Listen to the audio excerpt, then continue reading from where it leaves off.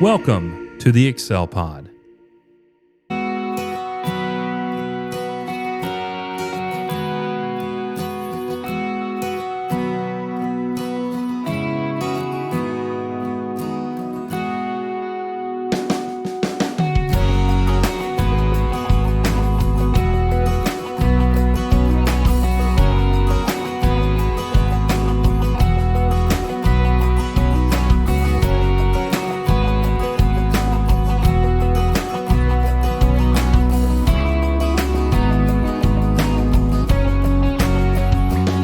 Welcome to the UNTIED Podcast, where we unravel the knots of life with faith, wisdom, and encouragement, because together we're here to untie from tradition and embrace truth through powerful Bible teaching.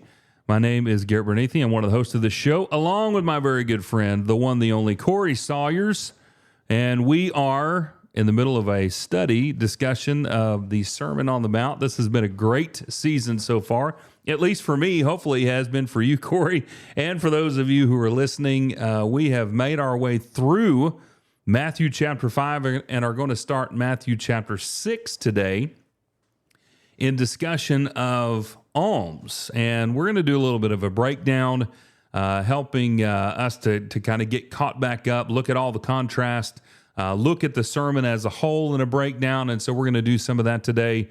As we work into and looking at the study of alms in Matthew chapter 6, verses 2 through 4. So we are very excited to have you today with us. Thank you so much for joining us today and being a part of the UNTIED Podcast. We're so excited that we get to do this. We talked about this for so long, and now we're in season 4 of this podcast, and it's just going to continue on, and we're grateful for the opportunity.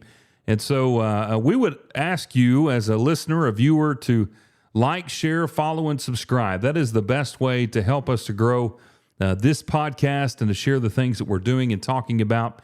And we encourage you to go to the Excel Pod Network over at excelstillmore.net and check out all of the family of podcasts that we have on there.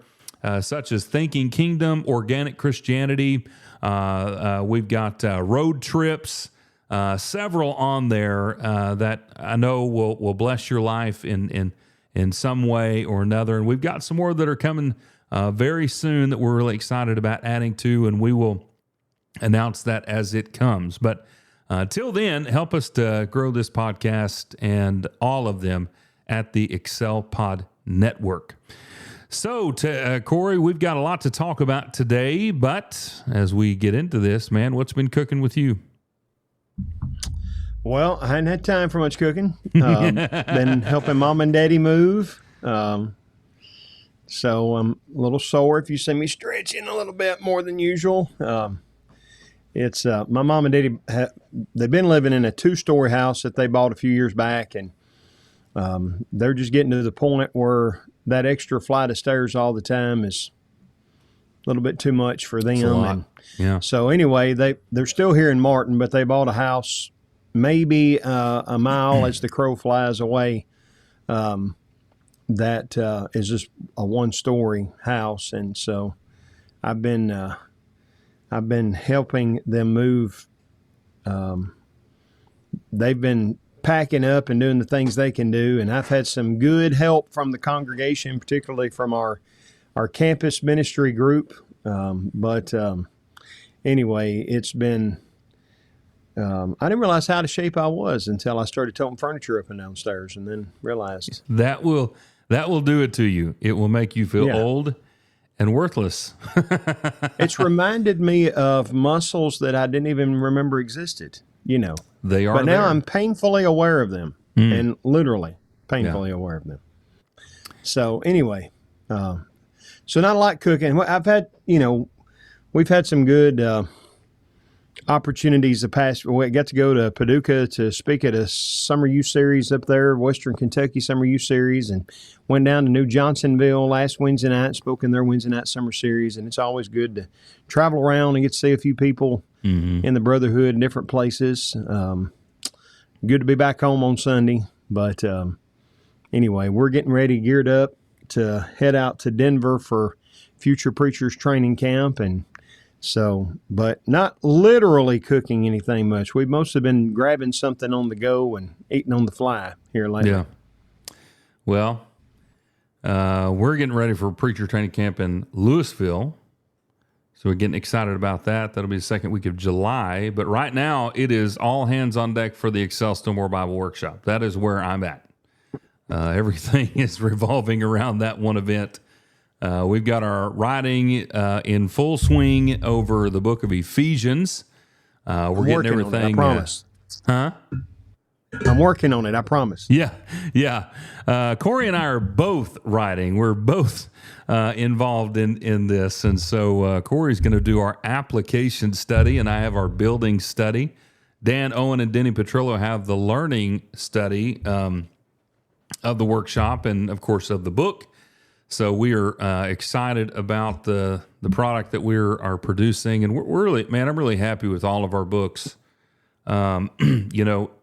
I've always felt if we could put these things together and I would use it, then I think that we've accomplished something. And I find myself using and referring back to those books. That's not me boasting or anything like that. I'm just saying they really are useful to me. And I can go back and see what Denny or Joe or Dan or now you has said about something and how you applied it or how you looked at it. And it's just a really helpful tool. And I'm just really happy with what we're doing as it grows. And it's evolved over time and changed a little bit, which has been good. And that's always necessary. But man, I'm really getting excited about the workshop.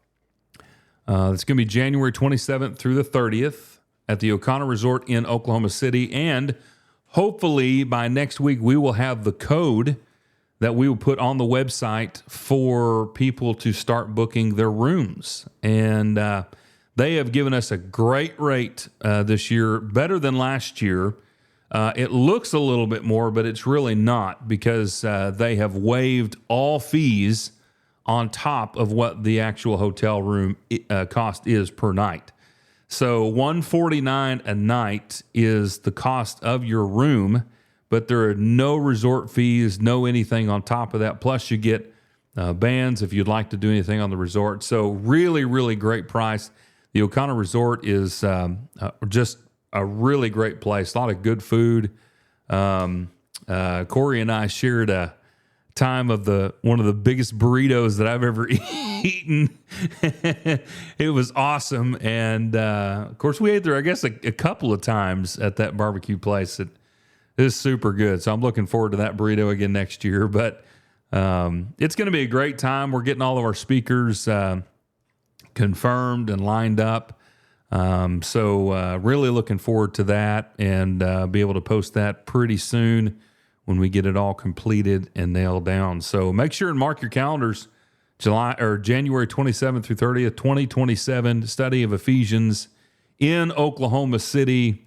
Registration will start in September. So that's what's going on with me, man. We've just got some camp and normal ministry stuff, and I've got everything else turned off so that I can get all this going. So looking forward to that event. Got my appointment tomorrow for one of the ladies here in the congregation who trims my hair and beard, and she's going to give me I told her when I texted her last night, I need the camp haircut. So, you buzzing we'll be that thing? Melody Melody don't like me to buzz it. I just tell her just barely leave enough to comb over, so that I don't have to do a whole lot of worrying with it when I get there. I stand on my head when I sleep, evidently, because it all, it's stuck out everywhere. I like to have my hair pretty short, but I've gotten to where I like to at least have it fixed somewhat. So I just tell them I want the sides as short as I can get it, and the top short. It just needs to be able to comb. That's all I want. Yeah. So pretty simple. Yeah. So anyway, we're buying. Melody's been buying up some snacks for the road trip, and How long is that drive again for you to Denver? I think Google has it at about 15 and a half, 16 hours, something like that. By the time you figure in stops and whatnot, it's going to be 17 So and a half hours. 2-day trip. Oh, yeah. Yeah, we've done it in one day, but it's That's a rough. long, hard day. Where do you guys typically stop? We try. Kansas City is right about halfway, so if we can make it the other side of Kansas City, depending on which direction we're going, then it's a shorter day. And I think probably what we'll do this year is try to make it maybe to Salina. That would be about 65% of the way. So then Saturday we'll have a much shorter day and get on in. I like to do that if we can, but like what we will probably do, because we'll need to get back at the end of camp, is Sunday morning after worship, head out and try to make it at least to Kansas City by Sunday night, and we'll get there probably about bedtime, and then make the rest of the trip on Monday. But we have left at like 3 o'clock in the morning and just driven all the way through. We've done a couple of times. We've left at bedtime when the boys were younger, especially. We'd leave at bedtime and they would sleep, and I'd go until I was just dead and find a Walmart parking lot or something and take a 2-hour nap or something and then keep going. But it's just not an easy way to do it. And, part of the problem is, you got to cross Kansas, and it's kind of monotonous. It's beautiful in its own way. All of you Kansas listeners, I'm not running it. It's beautiful in its own way. But once you've seen a certain amount of it, you've seen it, and it's just and then there are parts of Kansas that are nice, but if you're driving through, it's pretty boring. Yeah. I mean, certain times of year, you can get to that section where it's all sunflowers and it's beautiful. Yeah. That's just not year round and it's all like that. Anyway. Oklahoma, same deal. Yeah. Yeah. So, and then like we have a major barrier between us and y'all, and that is the Mississippi River. And so we have to either drive way up north to cross over, or we have to drive way down south and cross over and then come back up north. And so some of those kinds of things. If we could just drive straight across, or if anyone would like to volunteer, donate the use of a private jet, we would accept that donation, But yeah, that'd be nice. Do you typically go down south to Memphis and go across, or do you like to go north? We go north because we're going to have to go back north anyway. Yeah. So it's the shortest way for us to go is to go straight up through western Kentucky into southern Illinois, cross over the river at Carbondale, Illinois, into Missouri, and then up to St. Louis, hit 70, and straight across 70 all the way over. We have gone up into western Kentucky, crossed over. You're just in Illinois for about 2 seconds, and then get over into Missouri at Saxton, Missouri, and we've gone Highway 60 across the bottom of Missouri, then up to Kansas City and over. That adds about an hour, but it's a lot prettier drive. But the shortest way is for us to go up, cross over at Carbondale, Illinois, go to St. Louis, and we actually go kind of around St. Louis, but you know what I mean. So, well, that'll be a great week for you guys up there for sure. Yeah. It's worth the travel. It's worth the travel. Well, we've got and all of the, if you're a parent with a boy ages 13 to 18, we'd love for you to come to FPTC. We'd love you to come to Louisville. We always tell the guys, don't just come to FPTC. Go to 2 or 3 camps and North MacArthur. We want to encourage these guys to go. Yeah, my boys went to the camp at North MacArthur, and they love that. Just go and, encourage these young men, hopefully toward ministry, but even if not to ministry, towards being, well equipped to serve in the Lord's church. Might be preacher camps, but they're really leadership camps that have an emphasis on preaching is really what they all are. And Man, so beneficial. And public speaking. I mean, Yeah. you're going to need some public speaking skills. That will help and that's you. Yeah, that'll help you all throughout your life. And man, really good stuff. There's also Eagle Camp and Titus Camp. There's one of those in Texas that has the younger guys. So and then you've got programs like Lads to Leaders, and I know there are others out there like that. Some that are big and some that are more local. These are all great, not just for the church, but, like you said, just a life skill. Public speaking is a big deal. And if you can stand up in front of people and put some thoughts together and be able to communicate, that's a tool that not a lot of people, they may have that ability, but like we've said before, most people would rather die than get up and speak in front of a crowd. They're more fearful of public speaking than they are death. So to get over that is a very good thing, and so Which really means, good. So, which means if you are at a funeral, you would rather be the guy in the box than the guy talking over the box. That's the way most people look at it. crazy, yeah. So, But it's like we were talking about before we actually start recording. I do the spoken English at FPTC. That's teaching them how to stand up and talk in front of people. And this year I'm teaching a class on leadership. And as I told you, I'm going to tell all the guys, you may not be a preacher, you may not be in full-time ministry, but I promise you, you're going to be in a congregation that needs you to be a spiritual leader. So we need to encourage our young men towards this these is a kinds of great activities. benefit to the church as a whole. Yeah. So, yeah, good stuff. Spoken English, I know first night, because that's what I had for Eagle Camp for the little guys. And first night is just, had a piece of paper there, laminated, I've been using it for years. What's my name? Here's my name, here's my favorite color, here's my hobbies, here's where I go to church, here's where I go to school. Stuff that you don't even have to think about, but you just got to say it in front of a crowd. That step one. And man, there's some guys that would come through there, and I mean, their knees are knocking.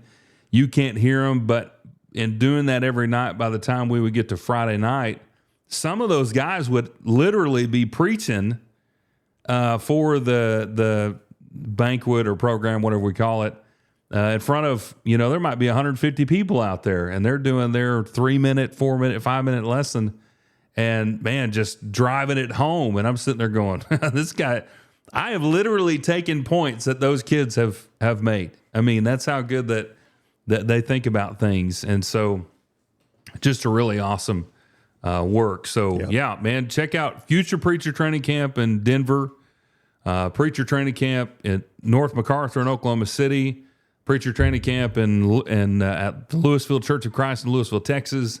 And then you got Eagle Camp in Blanchard at the Blanchard Church of Christ. And then Titus Camp, which I'm not sure. I know that it used to be at Keller. I'm not exactly sure what's going on with that, but pretty sure it's still going on. Or it may skip a year. I'm not sure, because there's been a few changes down there. But again, check all those out. Good stuff. Well, Corey, we've got a lot to talk about in regard to our study. We're in Matthew chapter 6. We have made our way through chapter 5. And in the show notes each week, we have been looking, I've been trying to keep track of all the different contrasts that are in the Sermon on the Mount that we have tackled so far. So just as a reminder of what we have looked at, well, I guess the contrast being in the last portion of Matthew chapter 5. Of course, you have the Beatitudes, and that started all the way down through verse 11. We talked about being the light, being the salt of the world, or the earth, all that. And then you get into the thesis statement, which is in Matthew chapter 5 and verse 20. For I say to you that unless your righteousness surpasses that of the scribes and Pharisees, you will not enter the kingdom of heaven. That is the thesis, it seems, of the sermon itself. And then we have talked about these contrasts. Verse 21 through 26, we have anger, and then we've discussed the different stages of it. We had the second contrast, which was adultery or lust, verses 27 through 32. You had divorce as a third contrast, verse 31 through 33. Vows or oaths was the fourth contrast, verse 33 through 37. Our fifth contrast was revenge and love, and you had verse 38 through 48. And in the middle of that, you have vengeance. That's really 43, 42 through 48, discussing there. So that leads us into our main topic today, which is alms, as we get into chapter 6. However, before we get into that, Corey is going to do a somewhat of a breakdown. There's a lot of conversation that people have or have had. Maybe you have heard this, that the Sermon on the Mount is kind of all over the place. And we are hopeful that we will be able to show you that really isn't the case. There is kind of an order to this.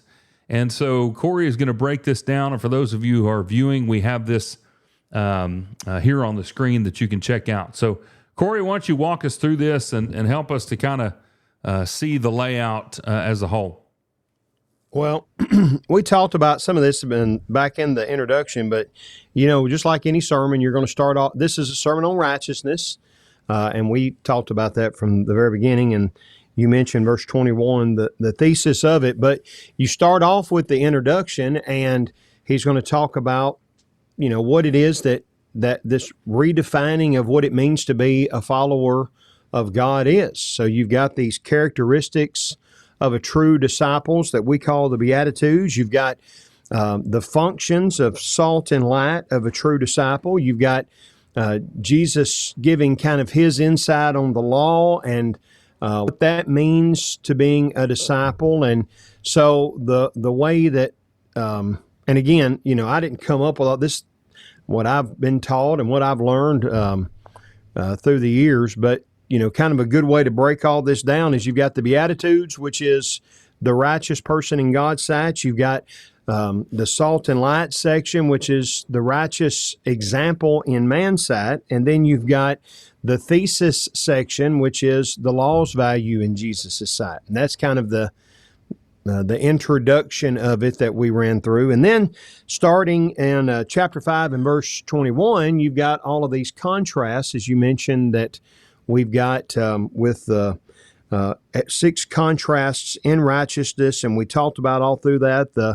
The phrases you're looking for is you've heard it said, but I say unto you, something of that nature, and the 6 different contrasts of what the scribes, and remember the thesis is, unless your righteousness exceeds the righteousness of the scribes and Pharisees, you'll not enter in the kingdom of heaven. Well, what you have heard is what the scribes and Pharisees have taught from the old law, and they've twisted and added to and whatnot.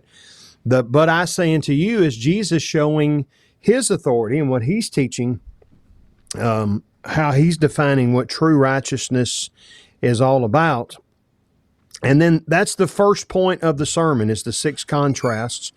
And then starting in chapter 6, we've got the second point of the sermon are these areas of righteousness, and that's going to take us down into the first part of chapter 7. But these 6 areas of righteousness, and you can see 1, 2, 3, 4, 5 of them there. The 6th one will be on the next page there. But at the bottom of the picture you're seeing there, you can see 6 of those areas, starting with alms, prayer, fasting, money, worry. But again, exegetically looking at this, what makes this a list is we're looking at, repeated ideas throughout this. And what you're going to notice throughout this text is you're going to notice the repetition of the word not. Okay, so you're not to do, and verse 1 here really kind of sets the tone, chapter 6.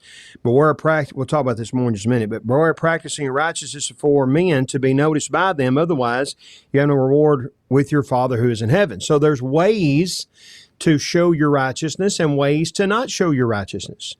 And so what he'll do in all of these is he'll say, do not do this, but instead do this, in all of these areas. Do not give your alms in this way to be seen of men, to be noticed by men.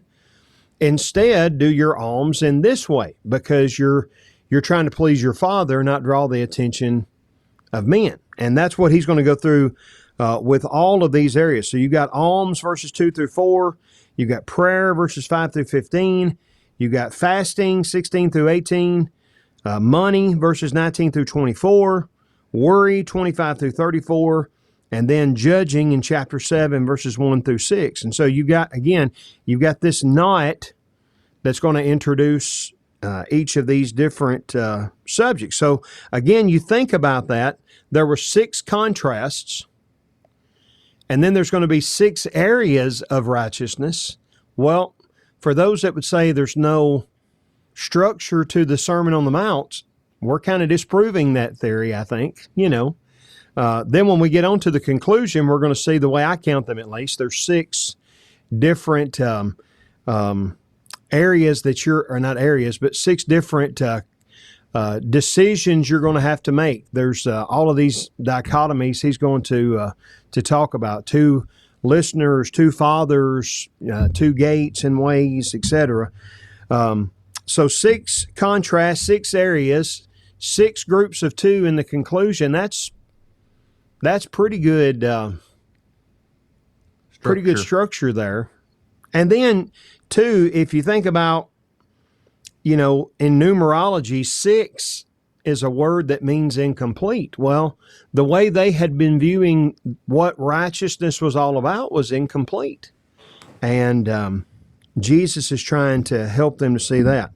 And then, even in our list, if you go back one, Garrett, to the list of the areas of righteousness, in those areas, you can see in the bottom left-hand corner there, in those areas of righteousness, there's even like a subdivision with those, because if you'll notice, there's repeated phrases in the first 3.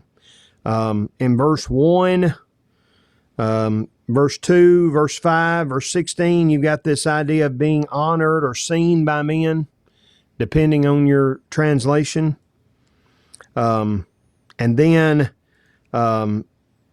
they have their reward, verse 1, verse 2, verse 5, verse 16. And then you've got the Father repaying in verse 4, verse 6, verse 18. So these first 3 especially are very showy forms of righteousness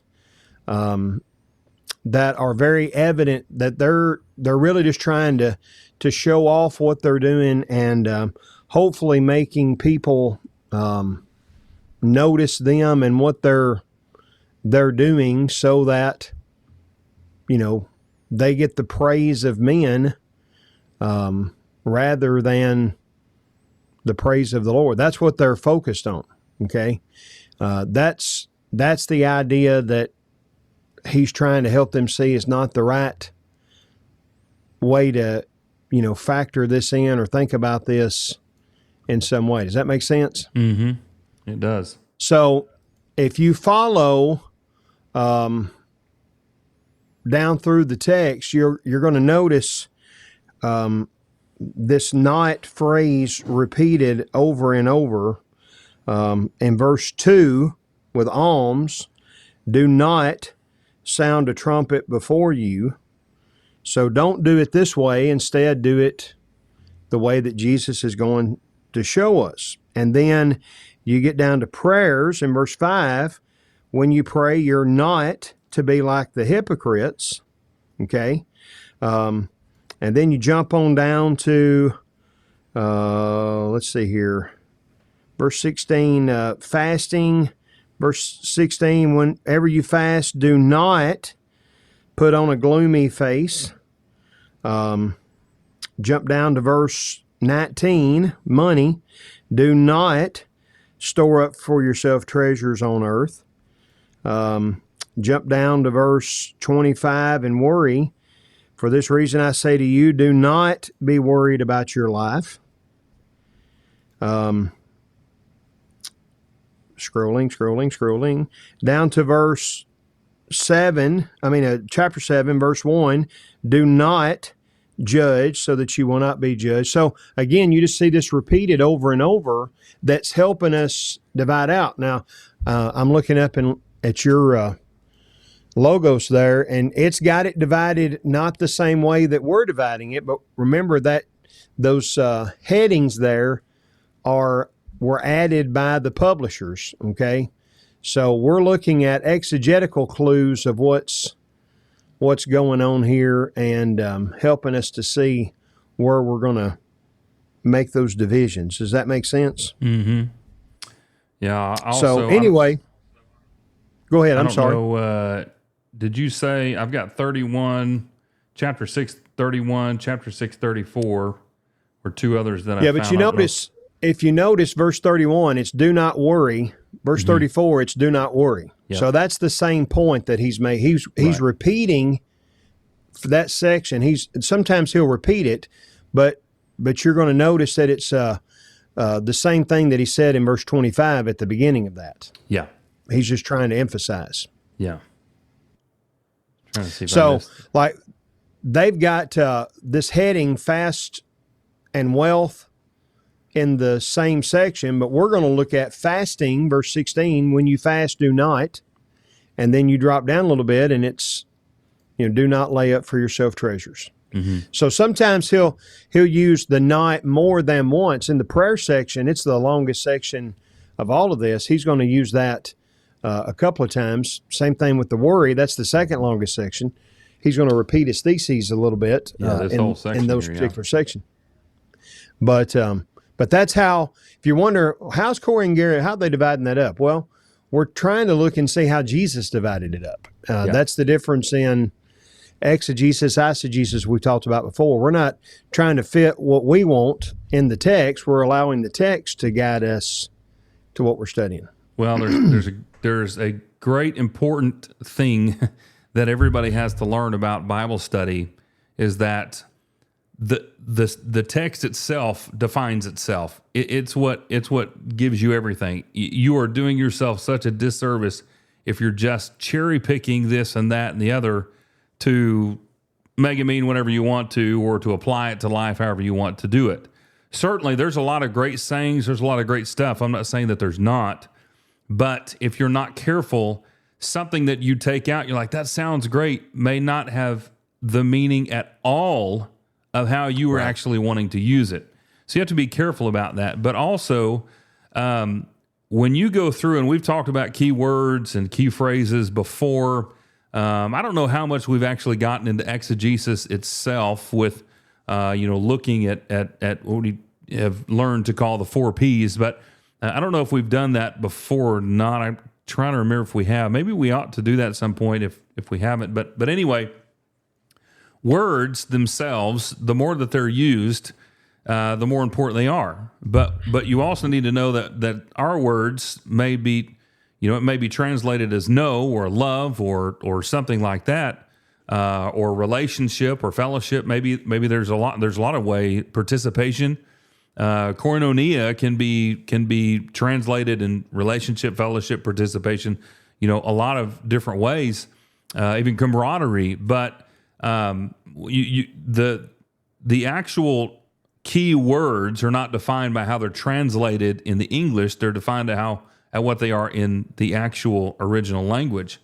So that's important to know. The more that it's used, the more important that word is. And so that makes it a key word because it's used all throughout, saying, this is what I'm trying to get across to you. But also, it's important to know that definitions, now pure definitions, don't necessarily define the word. The context is what actually defines the words that are being used. And so you have to remember all of these things as you're considering who is saying what, who it's being said to, and why. All of that stuff matters because we can't be reading this from a current context of our life and acting like it's talking about me, because it's not. And so all those things are really important. And here we're still going back up to what that thesis is, all the way back up here in chapter 5 and verse 20. So we're still defining this righteousness. We're still, Jesus is still teaching on this concept of what they've heard and what I'm saying And now he's going into this portion, which if I go back to your, to these here, the areas of righteousness, now that he's going to be attacking, such as this list of 6 things that you went through just a moment ago. Yep. So that's all important to consider. And before you go any further, on your logos, can you open up the New King James Version? Yeah. The New American Standard and the ESV kind of dropped the ball here. I told you verse 1 kind of sets the tone for all of this in these areas of righteousness. But if you can... I don't know why it's popping all that up there.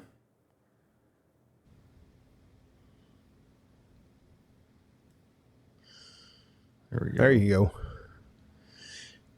And if you can look at verse 1 up there, read verse 1 of chapter 6 in the New King James Version. Take heed that you do not do your charitable... Take heed that you do not do your charitable deeds. Yeah, do not. Before men. And the New American Standard has different, doesn't it? Beware of practicing your righteousness before. The New American Standard and the ESV kind of dropped the ball because they don't translate that word in the Greek. That's not. They've got the idea there, beware of practicing your righteousness. But what's that saying? It's saying don't practice your righteousness before men so that you can be seen by them. But if you see that in the original language, and again, you don't have to know the original language. As we've talked about before, one of my favorite Dan Owen lines is don't marry any translation, date a bunch of them. So if you're studying with the New King James, the ESV, the New American Standard, whatever, you're going to know, hey, this one's got not in it, the other 2 don't, then you can go looking up some stuff or whatever. But it does, like when you're reading in the New King James and you see that, do not do your charitable deeds, well, that's kind of the heading for all of this point number 2. The point number 2 is don't do your righteous deeds before men to be seen by them. Like what? Well, subpoint number 1 is alms. That's one of those deeds of righteousness or charitable deeds that we do that we don't need to be doing to be seen by men. Subpoint number 2 is so forth. You know what I'm saying? But verse 1, again, this is not Corey and Garrett made something up here. This is the text tells us at the very beginning of this chapter, when there wasn't chapters whenever this was all penned, here's the line that tells you we're transitioning from point 1 of contrasts to point 2 of areas of righteousness. Do not do your righteous deeds or your charitable deeds before men to be seen by them. Otherwise, you have no reward with your Father in heaven.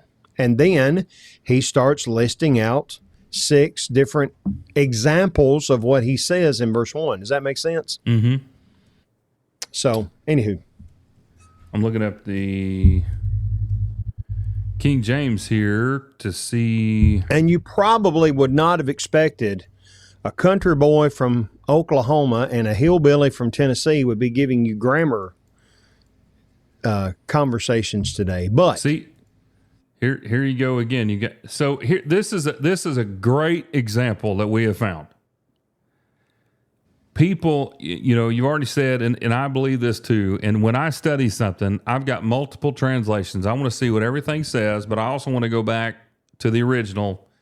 Not everybody does that. You don't have to do that, okay? We're preachers, ministers, we love to study, so we're not saying that you have to do that by any means. But if you are only allowing yourself to look at one translation and one translation alone, and maybe you're holding, and I know that this is a real thing, that we feel like this is the one that Moses came down from the mountain with. None of these are. All brought over on the Mayflower. All brought over on the Mayflower. King James Also, take heed that ye do not your arms. And it's hard to read, but also there, King James does not have the backing for all of the different transcripts and manuscripts and everything throughout history. It's only 95% accurate. Sorry for all you King James lovers out there, but that's the truth. But guess what? It has this right. And then you have the New King James. Way, that charitable deeds in the New King James and the alms in the King James, it's the word that is translated righteousness, justification, all throughout the New Testament. So there, they can, in 1611, maybe righteousness and charitable deeds was the same thing. We think of charitable deeds as writing a check to St. Jude's Children's Hospital or something. So again, it's why here's one that'll blow your mind. Guess which translation probably gets chapter 6 and verse 1 the best of all? I don't know if you'll have it in Logos unless you bought it. But if you've got the NIV, oh, I know. If you've got I don't have NIV in my Logos. I don't know if I have it on here. You have to buy it, but if you look it up on like Bible Gateway or it's all over in there. But it's got it. Let me read it because I've got it right here, and this is the best one. For this verse, it's translated maybe better than any of the major ones that we would look at, and that's not, I'm not trying to bash translations. I'm just trying to say, if you look at several of them, you're going to see some different things. And if you do, it helps you understand where we're getting the structure in chapter 6. The NIV says, be careful not to do your acts of righteousness before men to be seen by them. If you do, you will have no reward from your Father in heaven. See, that gets the nod in there, and it gets the acts of righteousness. This is what I think is the best. The 1985, probably the best NIV translation. But there are so many passages that I feel like it gets right more than the others. Before you put it up, look back into chapter 5. What is it about? I don't know, 43? Is that where that section starts? Yeah. That last section on love, that very last verse we talked about last week is such a hard verse. Therefore, you're to be perfect as your Father in heaven is perfect. What does yours say in the NIV? It says, be perfect, therefore, as your heavenly Father is perfect. Okay. Well, I must have the NIV version that I have that I've looked at before anyway has complete. So anyway, we talked about that last week. Anyway, again, I'm not trying to bash any translations. I'm just trying to say that if you look at several, chapter 6 and verse 1 is a good example that when you're looking at several translations, maybe you're going to get a better picture. A lot of times you're going to read a verse in 4 or 5 different translations, and it's going to be almost identical. But then you're going to have occasions like this where you're going to see, hey, there's one or two that's got something pretty different. Let me go back and I can do some further research, maybe get a Young's literal translation or something like that. And what we're saying here is that not every translation that we have is perfect. The translations themselves are from man. I mean, that's the reality, that they have been copied. And when you're translating from one language to another, there's things that you have to really work through in some ways. So there are some translations that might say it better. They may capture the meaning of what's being said better. And that's the beauty of looking at multiple translations. Again, like you said, we're not bashing the King James. We're not saying go out and buy an NIV. We're not saying any of that.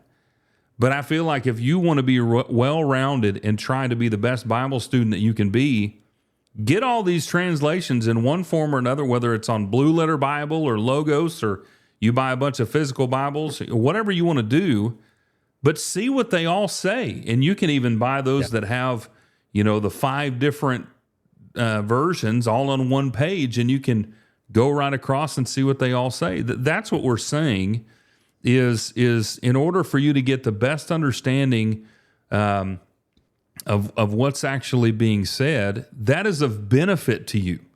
So there's not one holy translation, and then other translations are, complete trash, and they're from the devil himself. That's not the case. There are some that are pretty bad. I'm not saying that that's not the case either, but to really try to get a real good grasp of what is being said, this is a benefit when you're studying the Bible to try and really understand the complete context of what's actually being stated. So that's a good thing, not a bad thing. Yeah.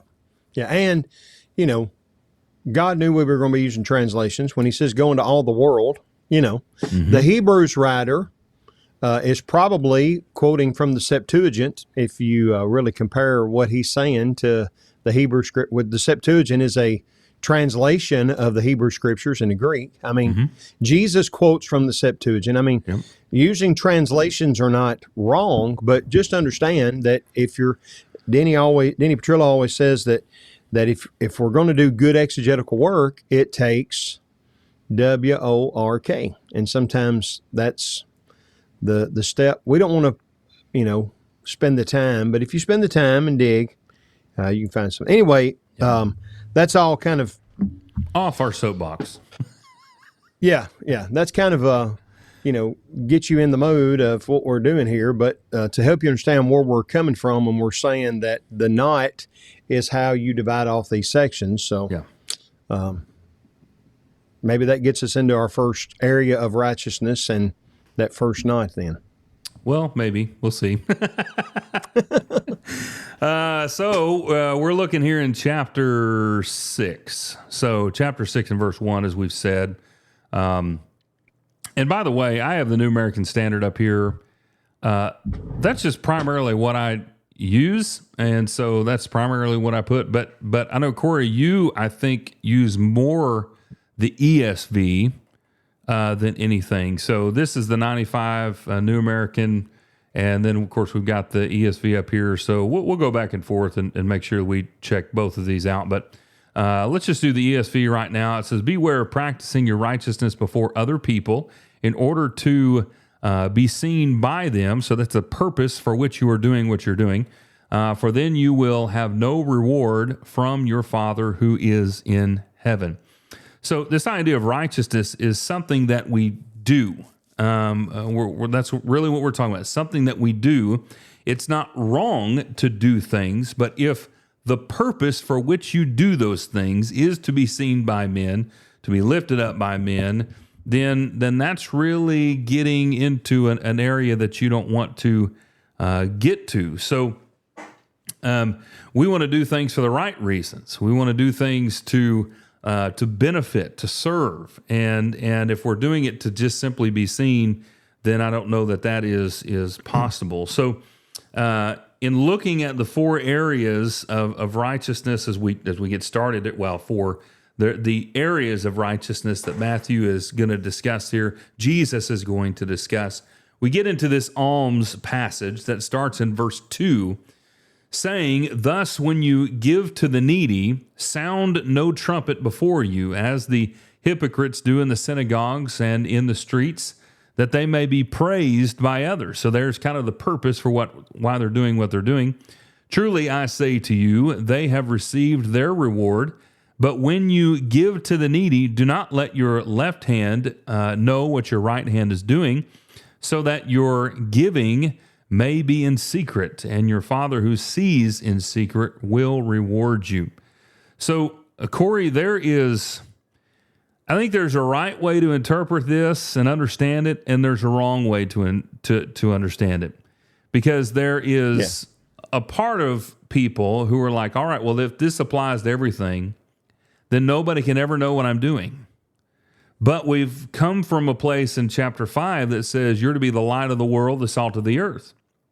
So, and then we look at Jesus throughout his ministry, and he's doing things in front of people. He's preaching, he's teaching, he's healing, he's giving, he's serving, he's doing all this stuff. So what is the best way for us to understand this portion of the text, and really what Jesus is getting at? Is he saying that we can never let anybody know what we're doing? Or is he saying that we can let people know what we're doing, but there's got to be a right reason for what you're doing? Yeah. Well, if he's saying we can't let people know what we're doing, he's contradicting what he did in the very beginning of this salt and light part of, let your light so shine before men that they may see your good works. Okay. And in fact, let me get over there.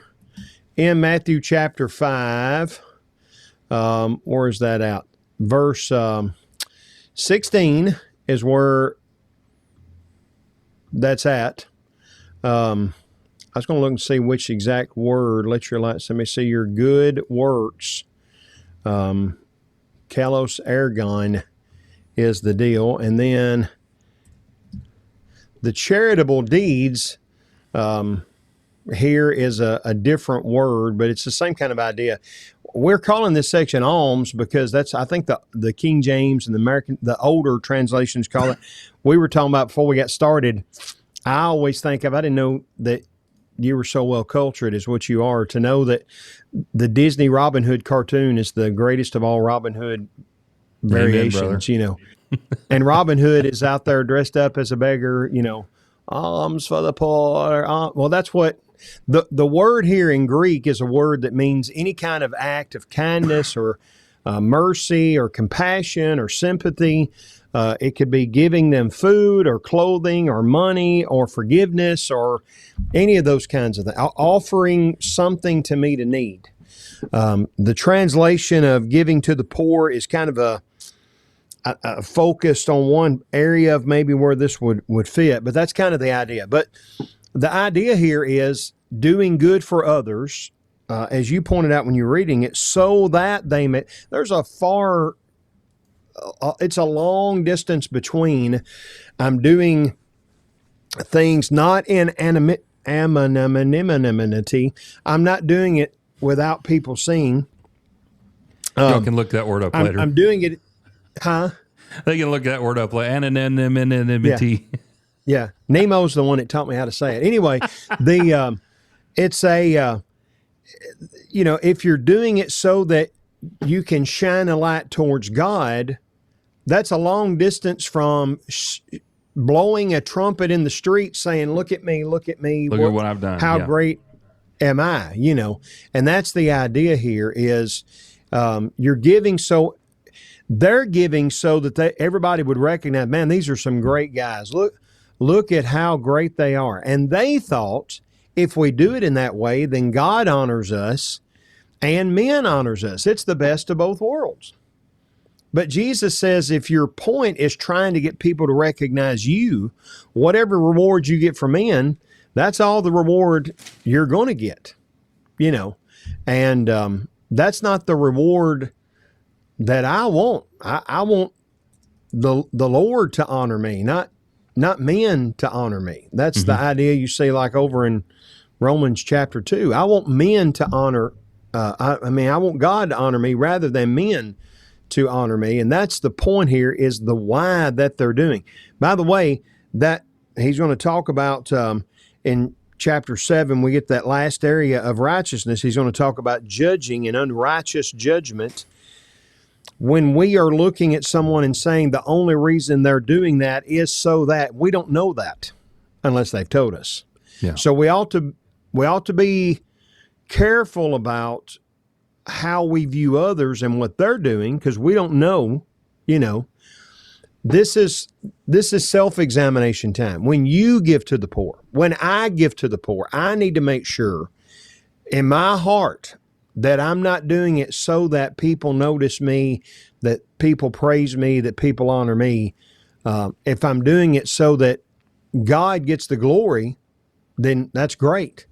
But when I see Garrett Berneathy giving or helping or doing, I need to be careful not to say, well, Garrett's only doing that so people will think he's all that. Because I don't know that, That's right. That's right. But they weren't really concerned about the person. See? Yeah. They just wanted people to say, hey, he's a great guy. Yeah. And again, this connects back up to the thesis because the scribes and Pharisees were all about, look at me. It talks about that they had their seat at the table. They had to be called rabbi. They broadened their phylacteries, and they wanted to be seen as the religious elite. That was their dream, if you will. So everything that they did was for the purpose of self-promotion. And the understanding that we have of what Jesus is talking about, you can't have that type of self-righteousness. There needs to be a righteousness in your life found in the Father. So can you go out and serve, a bunch of barbecue to a lot of people and wear a shirt that has your congregation's name on it? Absolutely you can.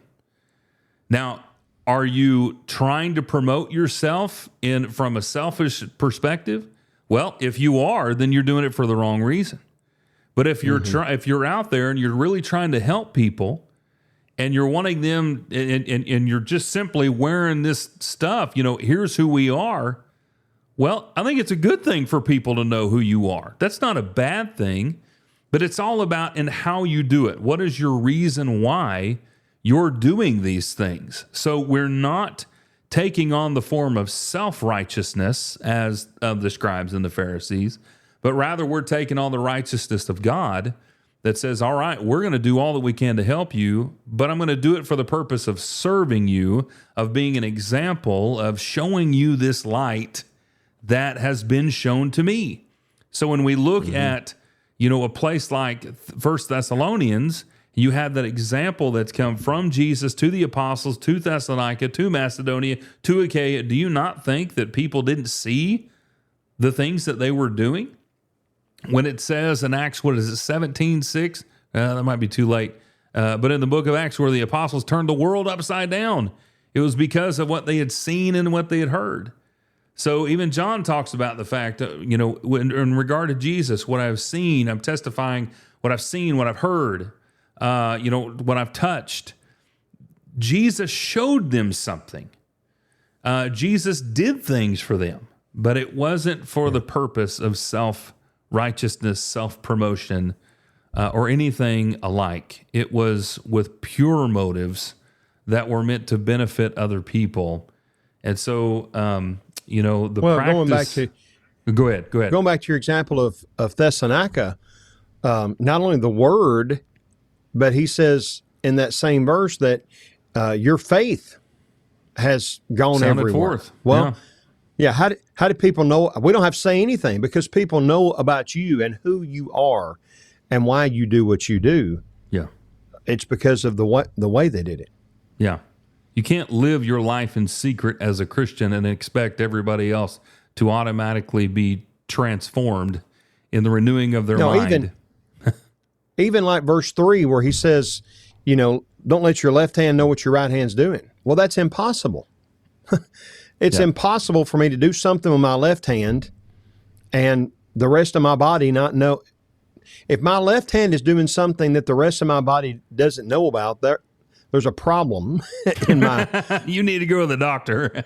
I need to go to the doctor and some specialists probably. But the point, my papa used to always put it this way. He'd say, before you do something like that, would you do that in front of someone that you're doing? Would you do that same thing if nobody knew that you were doing it? You think about the Good Samaritan out in the middle of nowhere on the roadside. The only person that knew what was going on, as far as we know, was the man that fell among thieves and the Good Samaritan himself. And then eventually the innkeeper when they get there. But all right, there's you're out in the deserted road between Jericho and Jerusalem.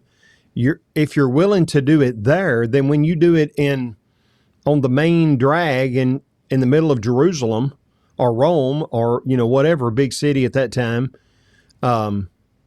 it shows something about your character that, you get the impression these guys, these scribes and Pharisees would not, and, there's a priest and Levite that walks by. Well, if they were in downtown Jerusalem, would they have stopped and helped the guy? Maybe, because everybody's watching,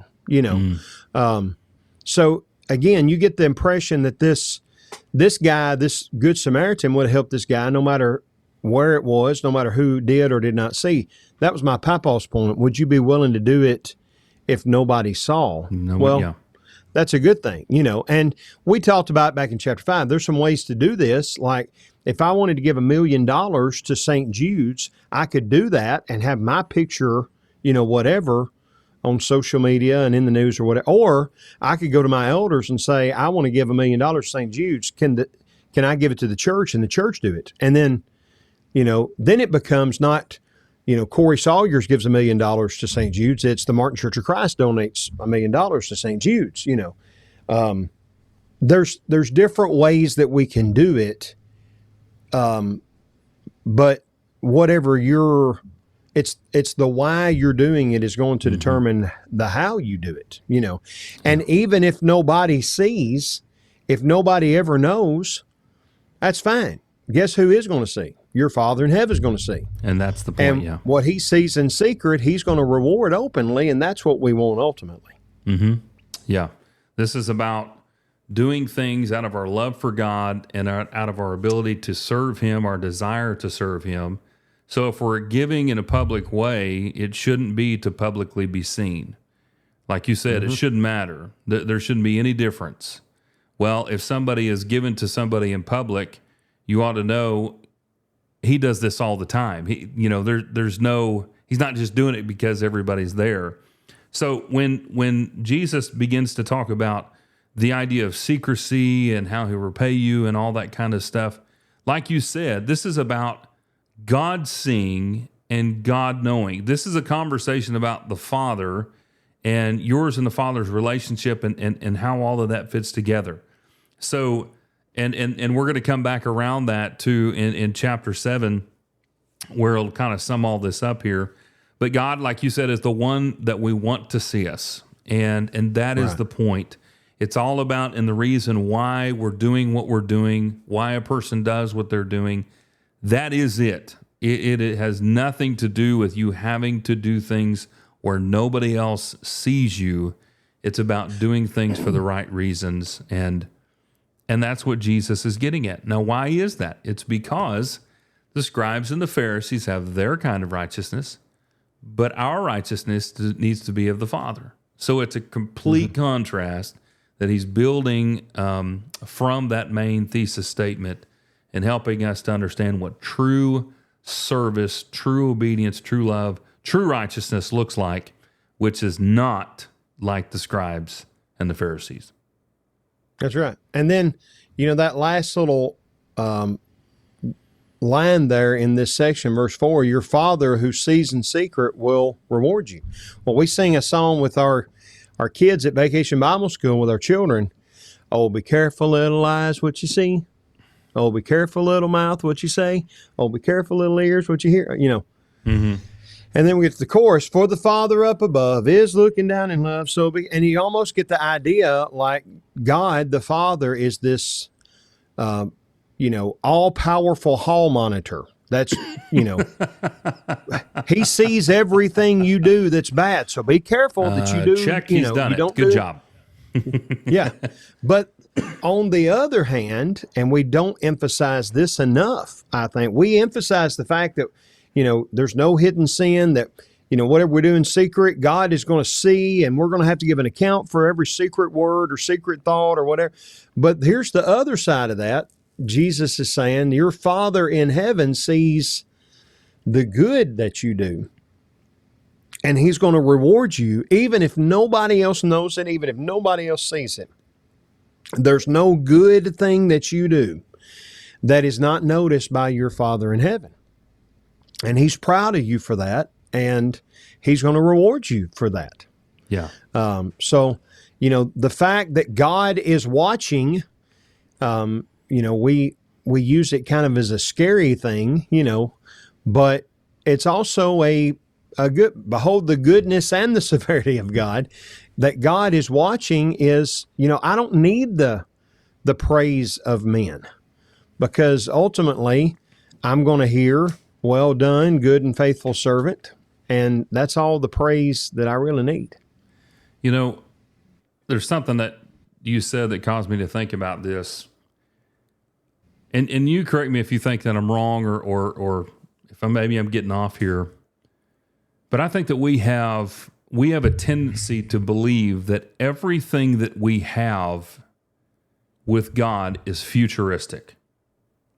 So all judging will be in the future. All redeeming of good deeds is in the future. All, everything is this futuristic, this is going to happen at a later date kind of thing. But then I come to a place like 1 John 1, and it tells me that the blood of Christ continually cleanses me of my sin. So there's a continual state of cleanness that I can be in. Or if I follow the practice of the world, there will be a continual state of sin that I'm in. But that is a current context of your life. So the judging, the understanding, the seeing of good deeds is not something that's being recorded on a sheet of paper that will ultimately be looked at on Judgment Day when you walk in front of God and he's going to be like, all right, well, give me this file and let me look and see what he's done.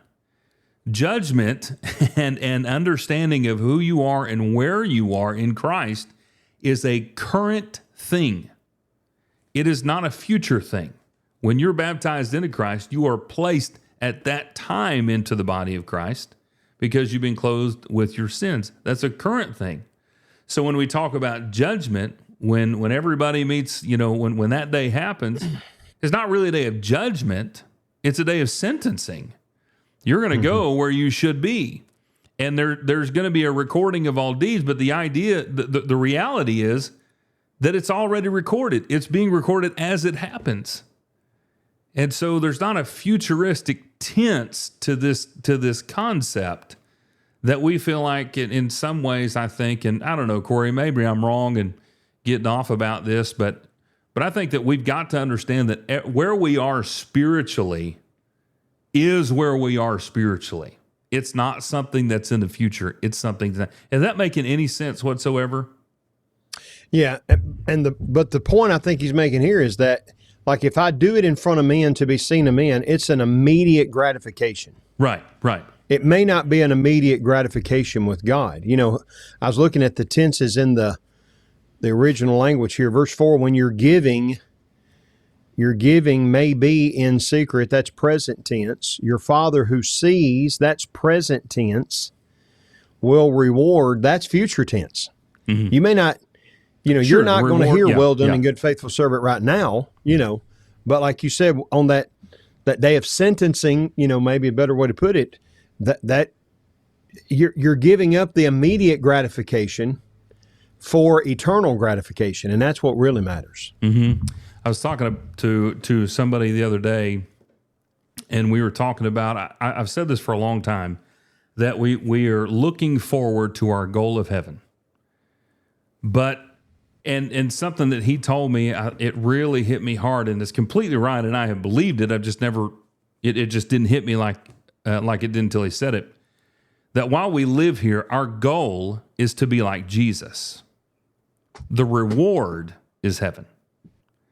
And so to have that understanding, I think is really helpful, because in all the things that Jesus is saying, these are things that help us to attain that goal of being like Jesus and looking forward to the reward that's coming later in the place that he's preparing for us. And so again, having that understanding of present and future, what we have, but in where we are right now, that's definitely a present thing. And that's kind of a broader, I guess, idea that I'm bringing out too, not just necessarily connected to the text, but kind of a broader perspective that's just building off of this, I think. Yeah. And even like in 1 Peter chapter 1, our salvation is referred to in all three tenses. Like when I was baptized into Christ, I was saved. Okay? Salvation is something that I now have. I am saved.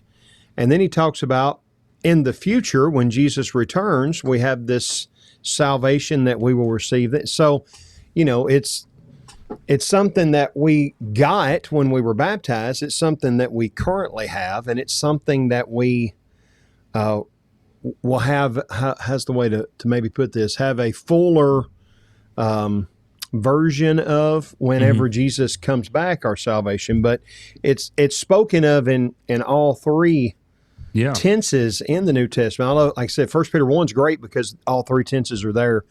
In fact, I preached a sermon one time about our salvation that we received, we have, and we'll get, But anyway, but again, here the point is, there's so much that Satan tries. I preached the other day about, the idea that you don't have to do anything to be lost. Satan doesn't have to get us to do bad. He just has to convince us to not obey the Lord until later. That's one of his tools. Another tool that he uses is the immediate gratification now over the eternal gratification. And that's in all of these different areas of righteousness in chapter 6. That's the idea, again, going back to verse 1 that sets the tone for all this, is are you looking for immediate gratification? That's so easy to do.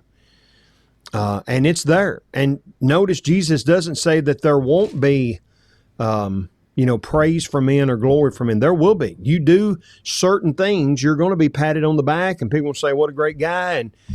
But you have your reward. That's all if that's the only reason you did it for. And again, it's not wrong to praise those that have done good. But if that's the only reason you're doing it for, then all right, you've got it. But that's all you're going to get out of it. Yeah. Difference. Now, if we do it for the right reasons for the Lord, we're certainly going to have eternal gratification, eternal reward, eternal praise from God. But we may or may not have it from the praise of men, but it doesn't really matter because that's not what we're seeking anyway. Yeah. Yeah. And by the way, I don't think that it's wrong to be praised by men. I don't think it's wrong to praise, people for the things that they do good. That's a great encouragement. So that's not wrong. And that's not what you're saying, but we can't get into the mindset that, that nobody can ever know, nobody can ever see, nobody can ever tell me good job. You need to be told good job. That's a huge uplifting moment for you when you're recognized for what you've done. That's not wrong. But like you said, if the only reason you're doing the things that you're doing is for that purpose, then you're heading down the wrong road. That's only focused around what you're trying to accomplish. And here's the other thing. None of us are exempt from that. So as we sit here and talk about it today, we are not exempt from that. And it can be easy to get caught up into that emotion, that thought process that we're, why is nobody recognizing what I'm doing? It's easy to get there. So this isn't just, an everybody else kind of thing. This is an everybody kind of thing that we've got to continue to evaluate and reevaluate ourselves so that we can have the right mindset to be able to serve the Lord and His kingdom in the right way.